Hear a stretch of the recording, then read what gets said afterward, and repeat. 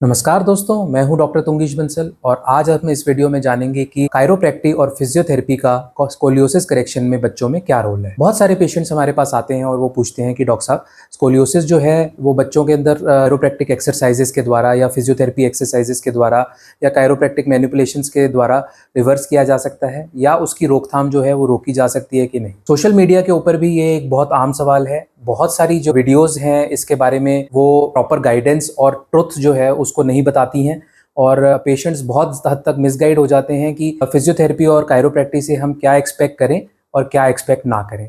तो आइए इस वीडियो में हम पूरा सच जानते हैं और इस वीडियो के अंत तक आप बने रहें। तो स्कोलियोसिस जो है वो एक 3 डायमेंशनल डिफॉर्मिटी है, यानी हड्डी सामने से देखने पर, साइड से देखने पर और ऊपर से देखने पर तीनों डायमेंशंस के अंदर टेढ़ी हो जाती है। जब ये हड्डी टेढ़ी हो जाती है तो इसको स्कोलियोसिस कहते हैं। ये जो स्कोलियोसिस है ये एक स्ट्रक्चरल डिफॉर्मिटी है, यानी कि बच्चे के सामने झुकने पर भी या उसके सीधा खड़े होने पर भी ये जो डिफॉर्मिटी है ये करेक्ट नहीं होती है।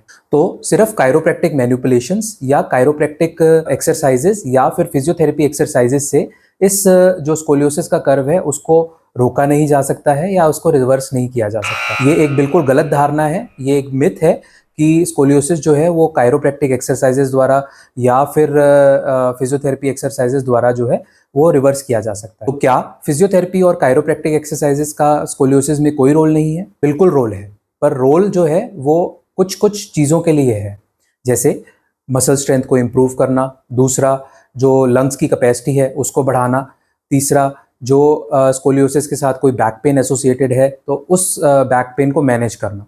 तो ये जो सारी जो चीज़ें हैं ये फिजियोथेरेपी और कायरोप्रैक्टिक एक्सरसाइजेस के द्वारा की जा सकती हैं, पर स्कोलियोसिस का जो कर्व है उसे रिवर्स नहीं किया जा सकता है कायरोप्रैक्टिक और फिजियोथेरेपिक एक्सरसाइजेस द्वारा। दूसरी चीज़, उसको बढ़ने से नहीं रोका जा सकता है। ये अब हम जानते हैं कि जो स्कोलियोसिस का कर्व है वो बढ़ता क्यों है। सबसे पहला जो कारण है वो ग्रोथ स्पर्ट है।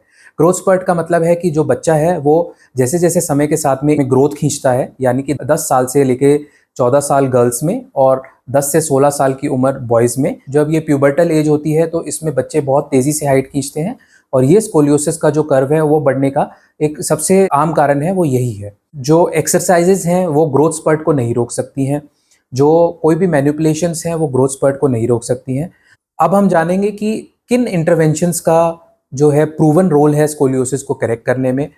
स्कोलियोसिस को प्रिवेंट करने में या स्कोलियोसिस का प्रोग्रेशन रोकने में सिर्फ ब्रेसिंग और सर्जरी का रोल है। अगर आपके बच्चे का कर्व जो है वो 25 डिग्री से कम है तो आपको कुछ करने की ज़रूरत नहीं है, ब्रेस भी पहनने की ज़रूरत नहीं है। अगर बच्चे का कर्व जो है वो 25 से 45 डिग्री का है तो इसमें जो ब्रेसिंग है वो बहुत हेल्प करती है। और ब्रेस के लिए भी आप ध्यान रखें कि ब्रेस जो है वो तकरीबन 16 से 23 घंटे डेली पहनना पड़ता है, तब जाके उसका जो असर है वो आता है। और अगर कर्व जो है वो 45 डिग्री से क्रॉस कर जाता है तो उस केसेस में हमें सर्जरी का सहारा लेना पड़ता है। आज इस वीडियो के माध्यम से मैं आपको ये जानकारी इसलिए देना चाह रहा हूँ क्योंकि हमारे पास बहुत सारे बच्चे जो हैं वो बहुत लेट पहुँचते हैं, क्योंकि वो बहुत समय से कुछ एक्सरसाइजेज या कुछ फिजियोथेरेपी एक्सरसाइजेज या कुछ कायरोप्रैक्टिक एक्सरसाइजेज जो हैं वो ट्राई कर रहे होते हैं। इससे जो उनका कर्व है वो बहुत भयंकर रूप ले लेता है और उनकी सर्जरी जो है वो डिफ़िकल्ट हो जाती है और सर्जरी का जो आउटकम है वो लेके आना जो है और मुश्किल हो जाता है, यानी कि जो करेक्शन है वो भी फुली नहीं आती है। अगर कोई 60 डिग्री का कर्व होता है तो हम उसको सर्जरी के द्वारा जो है 100% करेक्ट करके 0 डिग्री तक भी ला सकते हैं। अगर कोई कर्व जो है वो 100 डिग्री का है तो चाहे भी हम मैक्सिमम जितनी मर्जी करेक्शन हम कोशिश कर लें, बट वो उसको हम 30 या 40 डिग्री तक ही वापस लेके आ पाएंगे। तो इस वीडियो में हमने जाना कि फिजियोथेरेपी और कायरोप्रैक्टिक का एग्जैक्टली क्या रोल है और हमने ये भी जाना कि हम उससे क्या क्या एक्सपेक्टेशन रख सकते हैं और क्या एक्सपेक्टेशन जो है वो फिजियोथेरेपी और कायरोप्रैक्टिक मैनिपुलेशंस द्वारा जो है वो पूरी नहीं की जा सकती हैं। अगर ये जानकारी आपको पसंद आई हो तो इस वीडियो को लाइक करें, शेयर करें और सब्सक्राइब करें।